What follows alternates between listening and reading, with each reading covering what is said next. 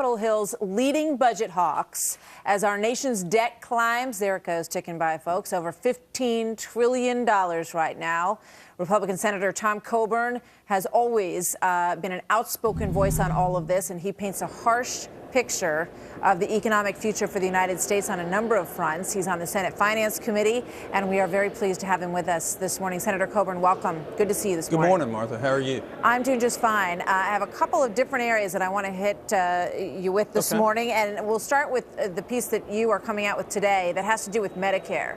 And you feel that people need to wake up, that Medicare will become insolvent, you say, much sooner than anybody thinks, by 2016. What are you revealing that we don't already know here? Well, we have a trustees report last year that said in the worst case scenario that the Medicare Part A trust fund, the part that pays the hospital bills for our seniors, will be bankrupt in 2016. And what that means is there will be a limitation on the amount of payments that go out to pay for seniors. And the Anti-Deficiency Act, which is an act in Congress, doesn't allow Congress to borrow money other than what it has in the trust fund to pay those bills. So the point about it is we've got to reform Medicare. We've got to make the changes in it to secure health care for seniors and also to make it financially viable, and nobody's working on that. Yeah. We have $15 trillion in debt. We're going to run a $1.3 trillion deficit this year, and nothing's on the Senate floor to address that issue to assure seniors that their Medicare is going to be okay. You make some very strong comments about your colleagues in Congress. You say that you're in favor of the Jack Welch principle in reverse, that 90% of the people who work with you on Capitol Hill should be fired, that maybe the 10% who are protective should remain, and that the Senate is heavily sedated.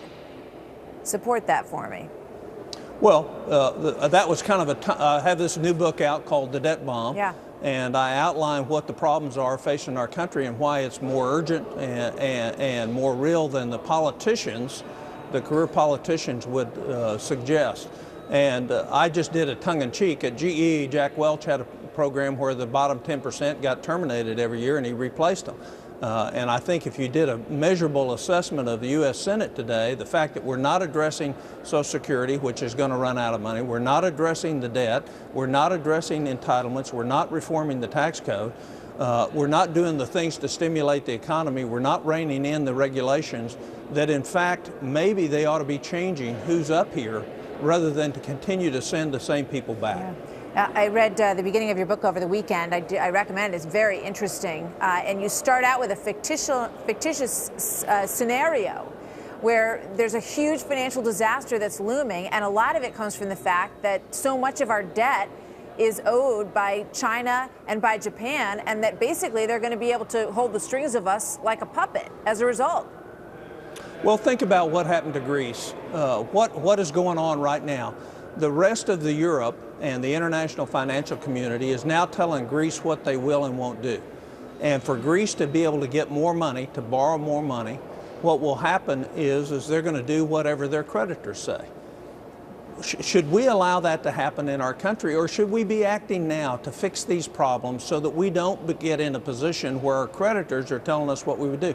I'd much rather negotiate with Dick Durbin and my friends across the aisle than to have to negotiate with Chinese and Japanese sovereign financial dealers in terms of how we fix our country. And we don't have one problem, Martha, that we can't solve, but they're all going to be much more difficult to solve if we wait until the, quote, time is right, in other words, politically safe to do it. Well, apparently, according to your colleague Kent Conrad, we're going to have to wait till after the election, at the very least, before we see any kind of budget out of the Senate body. And well, go ahead. People ought to ask the question.